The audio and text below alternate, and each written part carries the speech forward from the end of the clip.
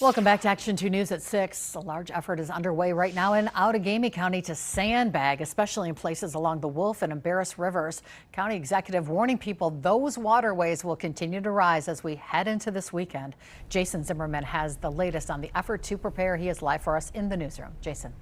Cami, at this point, about a half a dozen roads are washed out in the northern half of Outagamie County and also in the Kaukauna area. It's what led County Executive Tom Nelson to sign an emergency declaration this afternoon.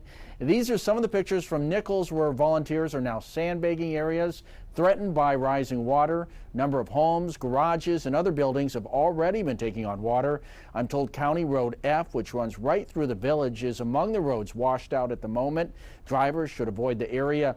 Also, 8,000 sandbags have been distributed by Outagamie County to areas in need, and that's on top of the supply many local municipalities have as well.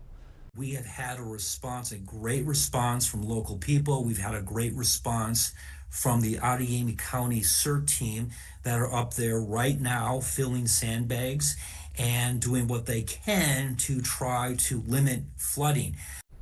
The county executive believes the Wolf River will break a new record before cresting on Saturday, and the Embarrass River will be close to breaking a record as well. 211 is also open for anyone who's experienced damage needing to be reported. Back to you.